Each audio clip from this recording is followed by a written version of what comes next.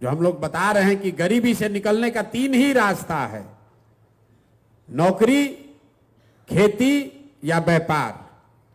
नौकरी चाहिए तो उसके लिए बढ़िया पढ़ाई होना चाहिए, खेती करना है तो उसके लिए आपके पास जमीन होना चाहिए, और बिजनेस व्यापार करना है तो उसके लिए पैसा पूंजी होना चाहिए।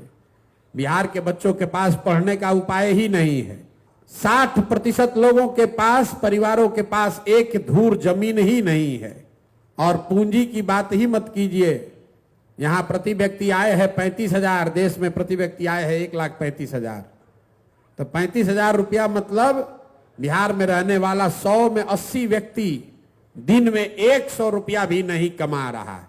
और इस गरीबी का क्रेडिट लेने के लिए नेता आपस में लड़ रहा है, कह रहा है कि हम ज्यादा सुधार दिए, कि हम ज्यादा सुधार दिए। इसीलिए हम लोग कहते हैं कि सबकी बात को सही मान लीजिए। मान लीजिए कि कांग्रेस ने बिहार में 40 वर्ष बहुत विकास कर दिया।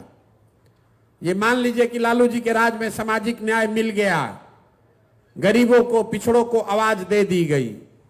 ये भी मान लीजिए कि नीतीश और भाजपा के राज में सड़क बन गया, बिजली आ गई। अगर ये तीनों बात को, तीनों लोगों के बात को सही मान भी लिया जाए तो भी कोई दुनिया में इस बात से इनकार नहीं कर सकता है कि देश का सबसे गरीब, सबसे पिछड़ा, सबसे ज्यादा अशिक्षित, सबसे ज्यादा बेरोजगारी वाला राज्य बिहार ही है।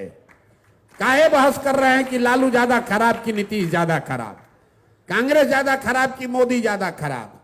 हम तो कह रहे हैं कि अगर सबको सही मान लो तो भी हम लोग की हालत सबसे ज्यादा खराब।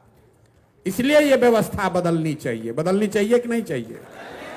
चाहिए कि नहीं चाहिए भाई बताइए। यही तो बात आपको सीखना है। पीके की बात क्या है? यही बात है।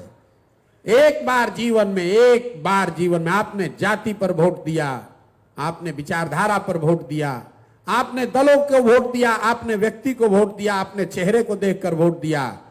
एक ही बात प्रशांत किशोर बता रहे हैं, जनसुराज बता रहा है, एक बार जीवन में अपने और अपने बच्चों के लिए वोट दो। अपने बच्चों के लिए वोट दो, लालू जी के बच्चे के लिए नहीं, नीतीश के लिए नहीं, राहुल गांधी के लिए नहीं, मंदिर के लिए नहीं, मस्जिद के लिए नहीं, 5 किलो अनाज के लिए नहीं, गरीबी खत्म करने के लिए। और गरीबी खत्म करने का 3 उपाय, पढ़ाई, खेती और रोजगार।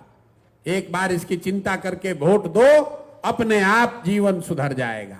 और नहीं होगा तो आज आप मजदूरी कर रहे हैं, अगले आने वाले समय में आपके, हमारे बच्चों को मजदूरी करना पड़ेगा। निर्णय आपको करना है कि आप वोट किस बात के लिए देना चाहते हैं। इतनी ही सी बात आपको समझनी है, और इतने बात हम लोग को घर घर जाकर समझाना है।